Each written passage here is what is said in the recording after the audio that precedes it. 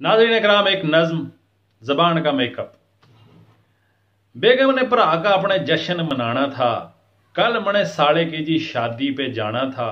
कहने लगी पार्लर से तैयार मने होना है, और पैसे पहले दे दे तूने बाद में रोना है। मैंने कहा बेगम जरा चल तोल नाप से, वो जितनी तू है मोटी तैयार हो वर्कशॉप से। कहने लगी सरताज ये है वाइपर मेरे हाथ में, ये ना हो मेकअप आपका कर दूं अभी साथ में।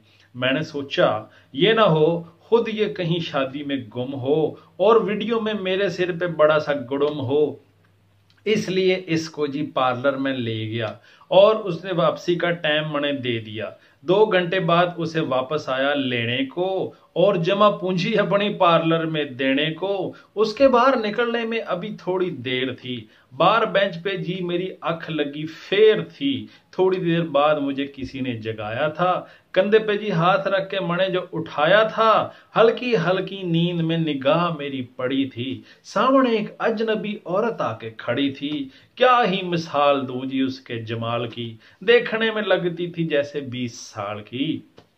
आंखें थी कि जैसे कोई नशे के कटोरे थे, नकरई माथे पर जुल्फों के डोरे थे।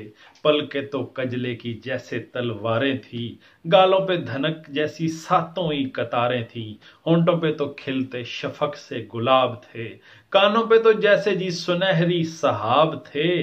माथे पे तो जैसे कोई चांदनी का नूर था, नथली भी नाक की अजब सा सरूर था। हाथों पे तो जैसे कोई चांदनी की बेल हो, नाखनों पे जैसे गुल पत्तियों का मेल हो। दिखने में पूरी जैसे जन्नत की हूर थी, उसको कोई गलत फहमी हुई जी जरूर थी। बड़े ही अदा से उसने कहा जब चलें जी, मुझको यकीन हो गया वो तो कोई और थी।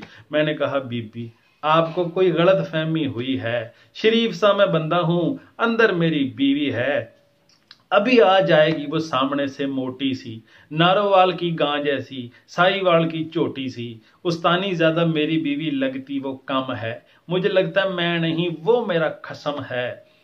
आगे से खतून ने आस्तीनें जो चढ़ाई थी, वो 2-4 खरी खरी मणे जो सुनाई थी। कहने लगी एक तो मेकअप उतरने का ना डर हो, दूसरा अगर ये पार्लर ना हो घर हो तो इस बात का बदला चुकाऊं मैं। चोटी हूं कि मज हूं आपको बताऊं मैं, मेरा तो अचानक से तरा ही निकल गया। ये तो मेरी बेगम है मैंने पता चल गया। इसीलिए होता है जी आंख का, नाक का, कान का, पार्लर में मेकअप नहीं होता है जबान का, ताकि जब बोले शोहर इसको जी जान ले, पार्लर से तैयार हुई बीवी को पहचान ले।